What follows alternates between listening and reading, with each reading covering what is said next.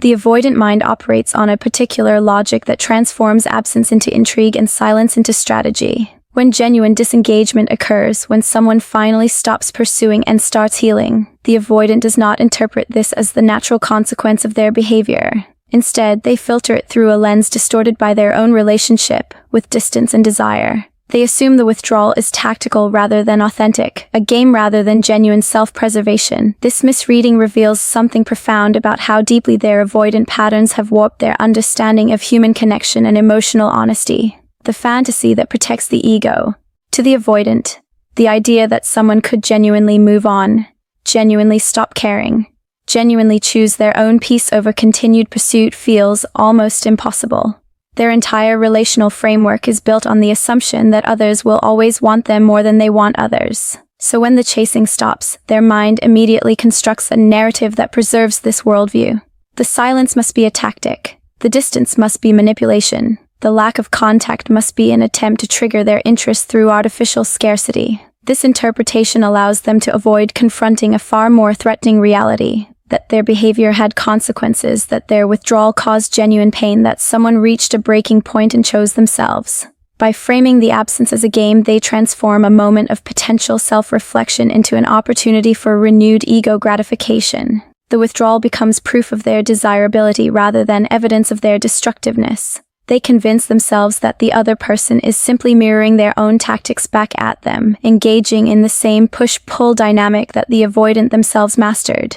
This denial is not conscious deception, but rather a protective mechanism that shields them from the vulnerability of recognizing they actually lost something they valued. The perverse increase of desire. What makes this dynamic particularly cruel is that the avoidant's misinterpretation actually intensifies their interest. When they believe someone is playing hard to get, it activates the very pattern that defines their attachment style, wanting what feels safely unavailable. The distance that was meant to create space for healing becomes, in their distorted perception, an invitation to pursue. They begin to feel the very feelings they could not access when genuine connection was available. The person who once felt too close, too demanding, too much, suddenly becomes fascinating precisely because they seem unreachable. This is not genuine desire, but rather the avoidance comfort zone being restored. They can want freely when they believe the wanting is part of a game, when they assume that underneath the silence is someone still emotionally invested in them. The irony is devastating. The avoidant finally feels something resembling genuine interest at precisely the moment when that interest is least welcome and most irrelevant. They mistake their own activated attachment system for proof that this person is special, when in reality, they are simply responding to the familiar dynamic of pursuing distance. The more someone genuinely disengages, the more the avoidant interprets it as sophisticated strategy, and the more their twisted desire grows, the collision with unwanted truth. Eventually, if the disengagement continues long enough, reality begins to crack through the denial. Small moments reveal that this is not a game but genuine indifference.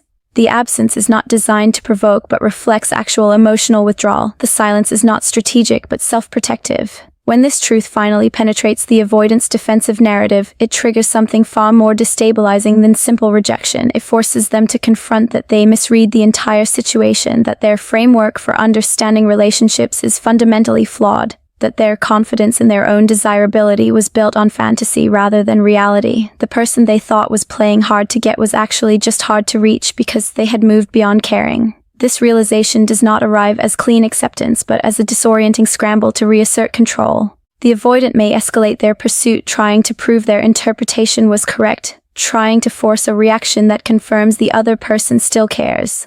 Or they retreat into bitter dismissiveness, rewriting the narrative once again to protect themselves from the vulnerability of having been genuinely left behind. Either response reveals the same core truth. The avoidant cannot tolerate the reality that someone stopped wanting them not as strategy but as survival, not as manipulation but as the inevitable result of being consistently pushed away.